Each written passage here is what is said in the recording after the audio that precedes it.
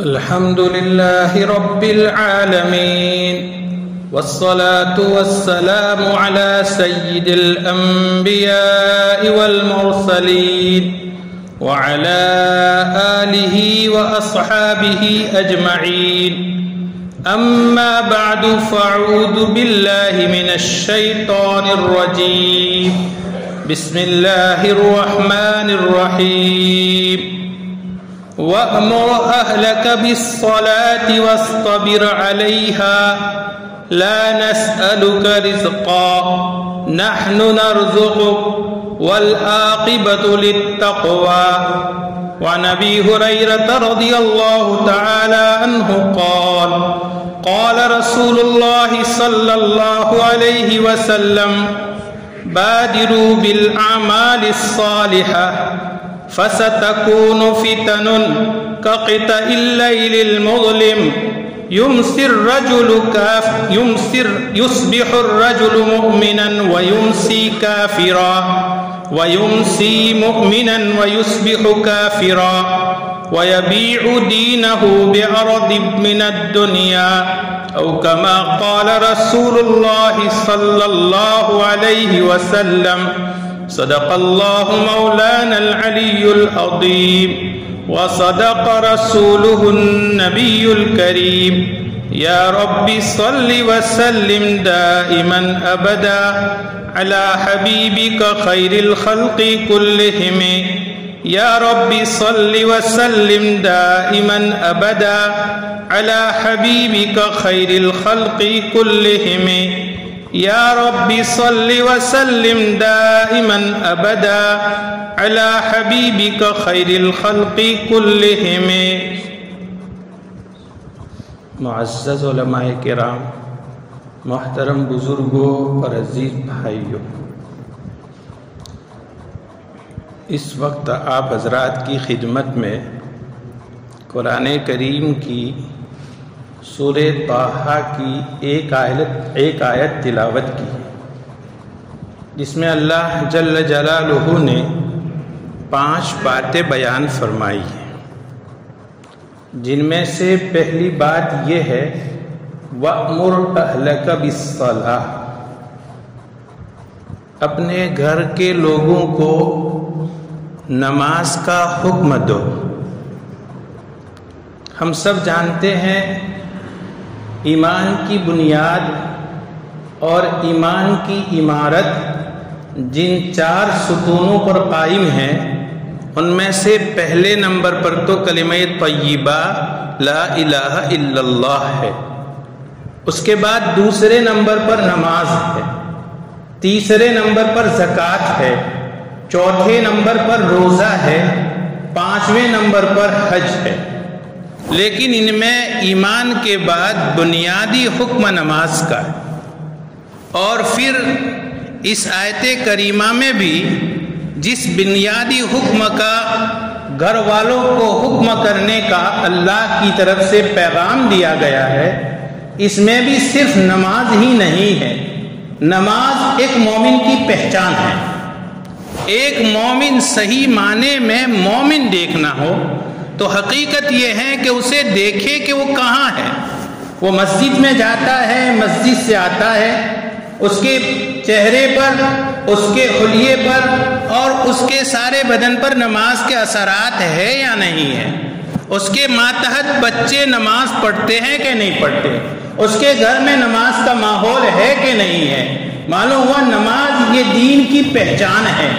اس لیے اس آیت کریمہ میں بھی اللہ رب العزت نے جو ہم اہل ایمان کو جو خاص پہلا حکم دیا ہے وہ یہ وَأْمُرْ أَهْلَكَ بِالصَّلَاةِ، گھر والوں کو نماز کا حکم کرو.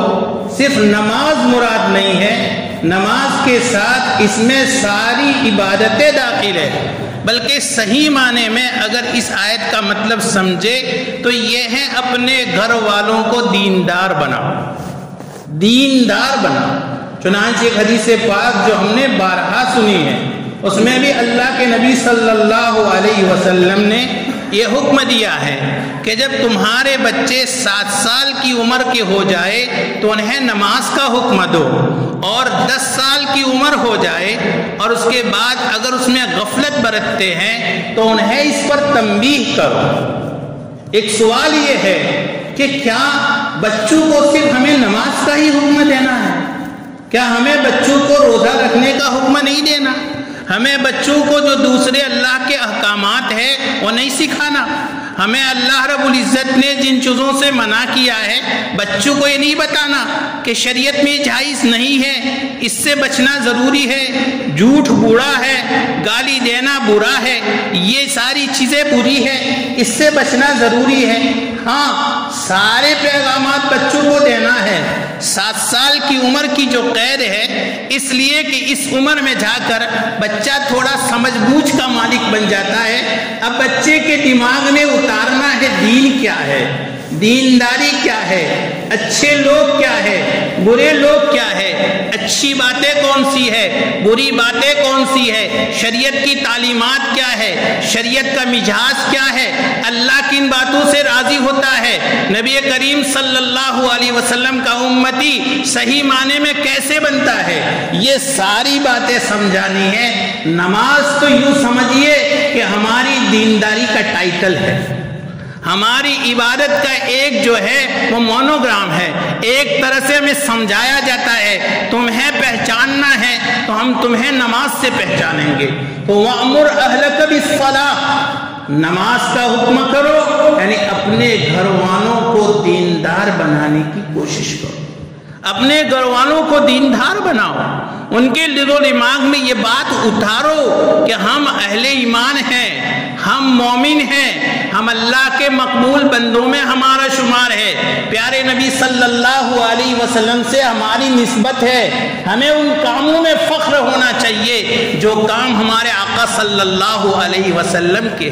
یہ نہیں کہ دنیا پرست لوگ اس طرح کے جو اپنے آپ کو خرافات میں مبتلا کرنے والے ہیں ان کو اپنا نمونہ بناؤ، نہیں، ہمیں تو نمونہ بنانا ہے کہ ہم خود ایسے بنیں، ہمارے بچوں کو یہ کہیں ہمارے آقا صلی اللہ علیہ وسلم ایسے تھے، آپ کی سیرت ایسی تھی، آپ کا کھانا ایسا تھا، آپ کا پینا ایسا تھا، کھانے کے آداب یہ، پینے کے آداب یہ ہے، سونے کے آداب یہ ہے، ضرورتیں پوری کرنے کے آداب یہ ہے، گھر میں جائیں تو گھر میں جانے کے آداب یہ ہے، گھر سے نکلے تو گھر سے نکلنے کے آداب یہ ہے، راستوں میں چلنے کے آداب یہ ہے، یہ ہے پورے دین کا خلاصہ جو نماز میں ہے۔ وَأَمُرْ أَهْلَكَ بِالصَّلَاةِ میں یہی بات سمجھائی گئی ہے، اور اگر نہیں سمجھائیں گے تو کیا ہوگا؟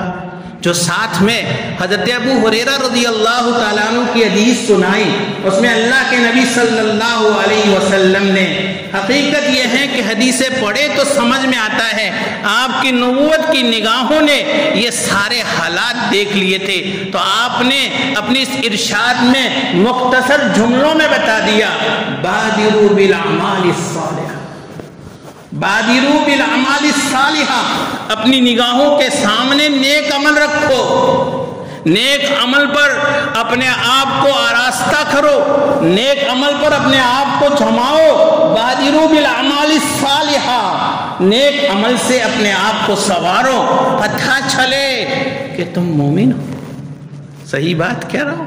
معاشرے پر نظر ڈالیے، اسلامی بستیوں کی نگاہ ہمارے سامنے ہو، بہت مشکل ہے تمیز کرنا کہ یہ ایمان والا بچہ ہے یا ایمان سے محروم بچہ ہے، پتہ نہیں چلتا۔ باروں کی تلاش لباس اس انداز کا، بولی اس انداز کی، تربیت اس انداز کی، پتہ نہیں چلتا، اور بڑی بڑی تقریبات میں دیکھیں تو یہ سمجھنا مشکل ہو جاتا ہے کہ کسی مومن کے گھر، کسی ایمان والے کے گھر، پیارے نبی صلی اللہ علیہ وسلم کے نام لینے والے گھر میں یہ تقریب ہے یا دین سے دور انسان کی تقریب۔ یہ ایسے بنے، ایسے ظاہر کرے، پتہ چلے، ہماری ہر نقل و حرکت سے پتہ چلے ہم مومن ہیں۔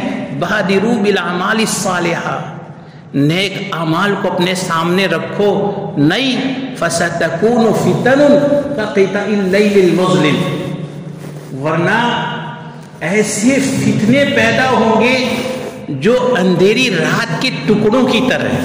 حدیث پاک میں ایک تشبیہ ہے، رات شروع ہوتی ہے تو ابھی تھوڑا اجالا ہوتا ہے، آدمی ایک دوسرے کو پہچانتا ہے، لیکن جو رات پڑتی ہے اجالا کے بجائے اندھیرا چھا جاتا ہے. رات کے شروع حصے میں کم اندھیرا، پھر اس کے بعد اور تھوڑا بڑھتا ہے، پھر اس کے بعد ایک توپ بڑھتا ہے، اس کے بعد اور بڑھتا ہے، گھٹا ٹوپ اندھیرا ایسا چھا جاتا ہے کہ یہ بجلیاں نہ ہو، یہ لائٹیں نہ ہو تو انسان اپنے وجود کو بھی نہ پہچانے.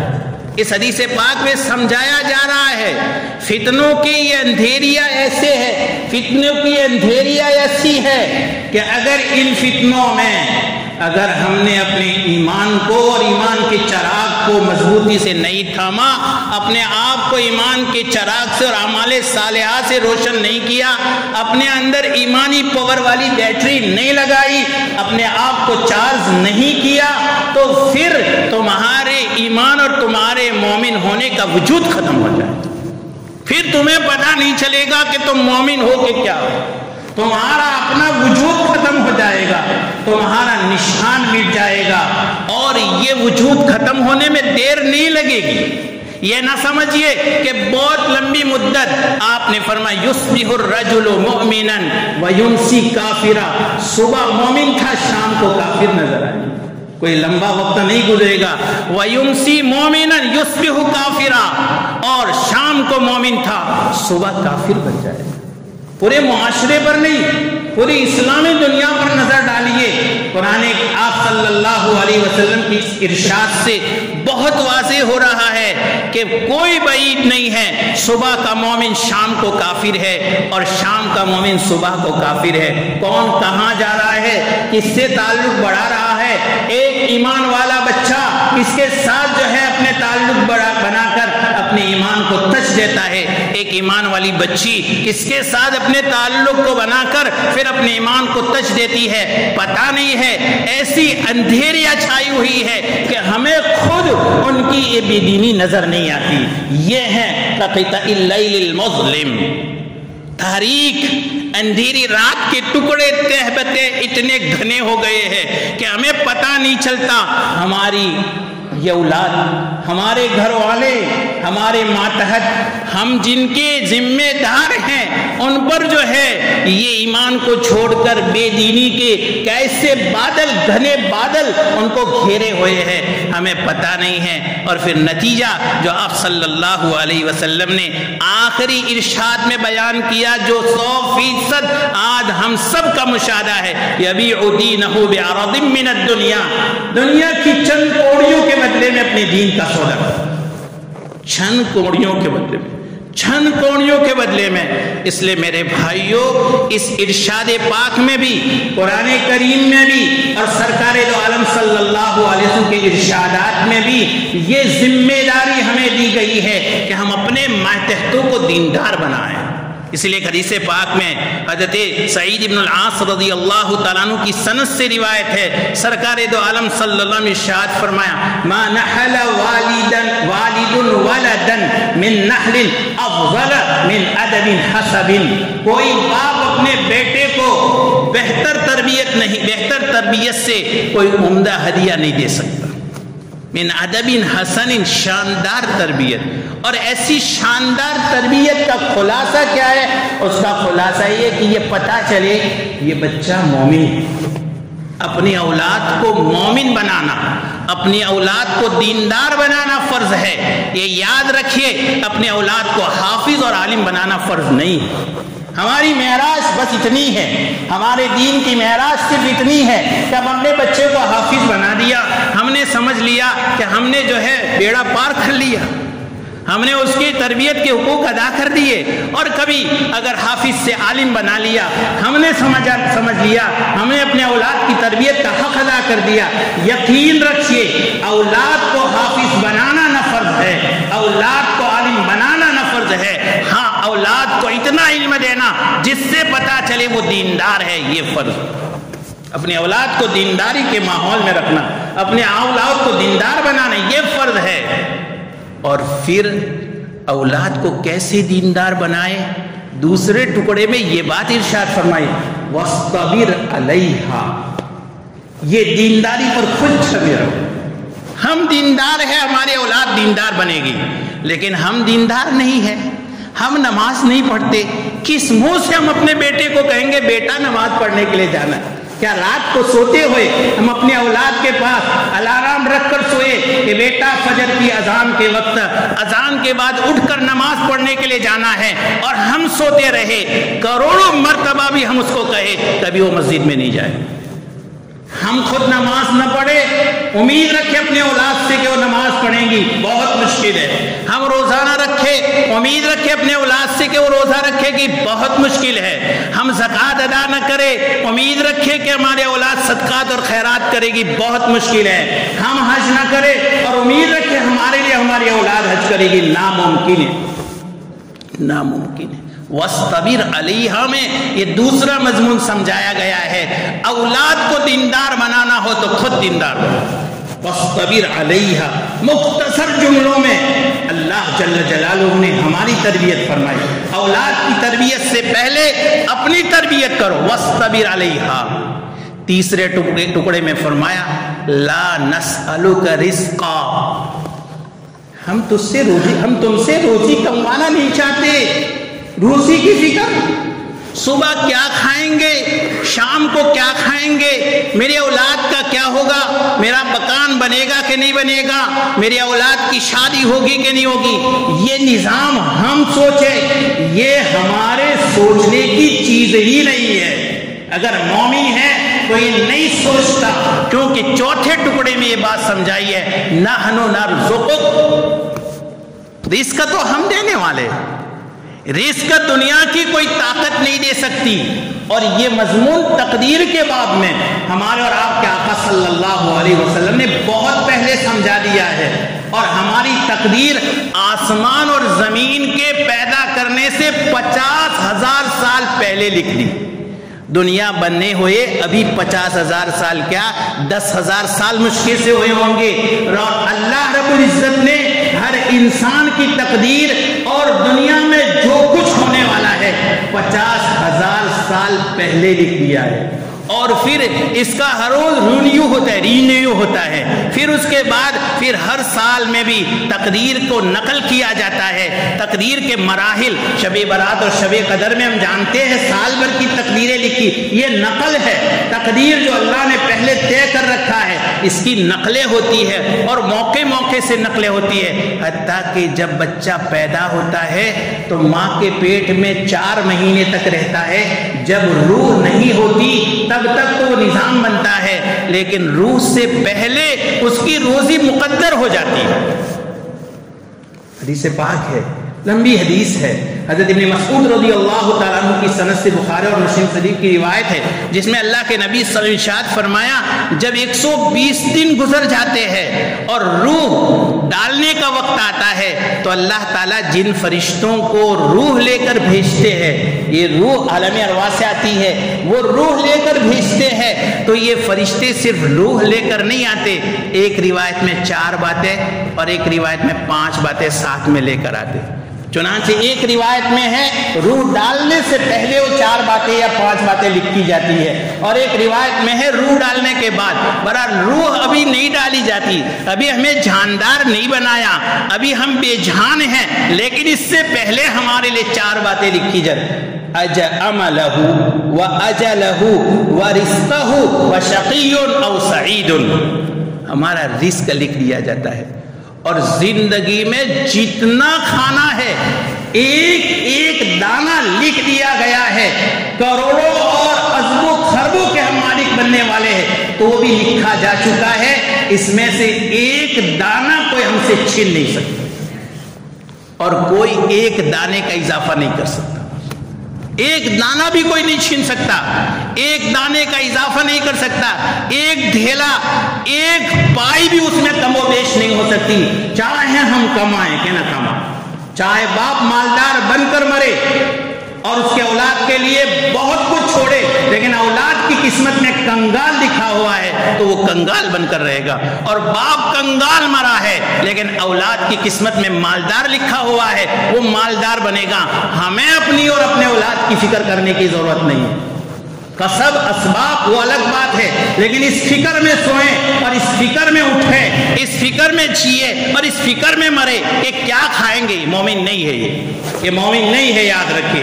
مومن تو وہ ہے جو یہ طے کر رکھا ہے اور یہ سمجھ رکھا ہے کہ اللہ نے نظام بنا رکھا ہے میری روزی کا، اور وہ لکھی جا چکی ہے۔ سرکار دو عالم صلی اللہ علیہ وسلم عموماً اپنے خطبے میں یہ حدیث پاک پڑھتے تھے، الا ان نفسا لن تموت حتى تستكمل رزقها۔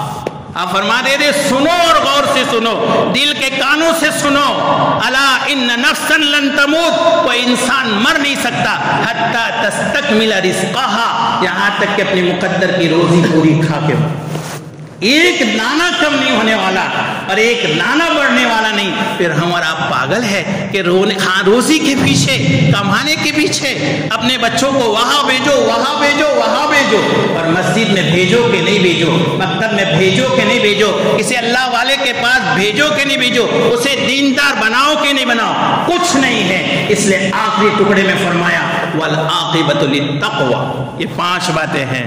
وَأَمُرْ أَهْلَكَ بِالصَّلَاةِ وَاصْطَبِرْ عَلَيْهَا لَا نَسْأَلُكَ رِزْقًا نَحْنُ نَرْزُقُكَ وَالْعَاقِبَةُ لِلتَّقْوَىٰ، اور اچھا انجام پرہیزگاروں کے لیے۔ اچھا انجام پرہیزگاروں، دنیا کیسی بھی گزر جائے لیکن آخرت میں کامیاب ہونا ہے، اور کامیاب ہو کر اللہ کے سامنے اور ساری مخلوق کے سامنے، عالم اور خلائق کے سامنے اگر کامیاب ہونا ہے تو متقی کا لیبل لے کر جائیں گے تو کامیاب ہوں گے۔ اور متقی کیسے بنتے ہیں وہ آخری بات کر کے آپ کو ختم کر دو۔ اور متقی بننے کے لیے ہمیں اللہ نے رمضان دیا، کیا دیا ہے؟ بولو میرے بھائیوں، رمضان دیا ہے۔ کتب علیکم الصیام کما کتب علی الذین من قبلکم لعلکم تتقون، قرآن کی تعبیر ہے۔ اب تمہارے بس میں ہے کہ تم متقی بننا چاہتے ہو کہ نہیں، اللہ کو تو پتا ہے۔ لعلکم کا یہ صیغہ، اس کا مطلب بہت شارٹ میں سمجھا رہا ہوں، لعلکم تتقون، اللہ کو پتا ہے کہ تم متقی بنو کہ نہیں، لیکن تمہاری کوشش تمہیں دیکھنا ہے کہ تم متقی بننے کی کوشش کرتے ہو کہ نہیں کرتے ہو۔ یہ تقوی کے لیے ہے، ہماری ایمان کی بیٹری چارج کرنے کے لیے ہے، اور یہ رمضان ایسا چارجر ہے کہ دنیا کی کوئی طاقت ایسا چارجر جو ہے پیش نہیں کر سکتی۔ اس لیے کہ اگر کوئی مر گیا ہے وہ زندہ نہیں ہو سکتا، اگر کوئی موبائل خراب ہو گیا ہے، اس کی بیٹری جو ہے فیل ہو گئی ہے، وہ پھر چارج نہیں ہو سکتی، لیکن کوئی بندہ کیسا ہی فیل کیوں نہ ہو چکا ہو، ایمان لے آئے، اور اگر پہلے سے ایمان ہے، خرافات میں مبتلا ہے، اس کی بیٹری کسی کام کی نہیں ہے، رمضان میں چارج میں لگا دے، انشاءاللہ ایسی چارجنگ ہوگی کہ پھر 11 مہینے تک یہ چارج باقی رہے گا۔ یہ آخری ٹکڑے سے جوائنٹ کھا رہا ہے، لعلکم تتقون۔ میرے بھائیوں، ہمیں اور آپ کو اللہ، بس یہ مہینہ شعبان کا شروع ہو گئے، پتہ نہیں چاند ہوا کہ نہیں ہو گیا ہے تو یہ شعبان، اب رمضان ہے، اور آج 1 تاریخ کو آپ کو اللہ کے نبی صلی اللہ علیہ وسلم کا یہ پیغام قرآن کریم کے واسطے سے دے رہا ہو، لعلکم تتقون۔ اللہ نے ہمیں یہ چارج کرنے کا مہینہ دیا ہے، ہم اپنے ایمان کو اور اپنے اعمال کو چارج کر لیں۔ میرے بھائیوں، موقع بار بار نہیں آتے، زندگی کا کوئی ٹھکانہ نہیں ہے، ایسی جوان موتیں ہو رہی ہے، سوچ نہیں سکتے۔ وہ صبح ہمارے ساتھ تھے اور شام کو اللہ کے یہاں پہنچ گئے ہیں۔ ہمیں اپنی آخرت کا احساس پیدا کرنے کی ضرورت ہے، مرنا ہے اور یقیناً مرنا ہے، اور موت کا وقت لکھا ہوا نہیں ہے۔ ہم اپنے حالات کو صحیح کرے، اپنے اور اپنے بندوں کے حقوق اور اللہ کے حقوق پورے ادا کرے، ہر آن اس حال میں تیار رہے کہ موت آئے تو ہمیں ڈر نہ ہو۔ اللہ ایسی تقوی والی زندگی ہمیں نصیب فرمائے، اور جو ماہ مبارک اللہ عطا فرما رہا ہے، اللہ اس کی قدردانی کی ہمیں توفیق عطا فرمائے۔ ہمیں، ہمارے گھر والوں کو اور گھر کے ایک ایک فرد کو، پوری امت مسلمہ کو تقوی کی دولت سے مالا مال فرمائے، آمین یا رب العالمین۔ وآخر دعوانا الحمدللہ۔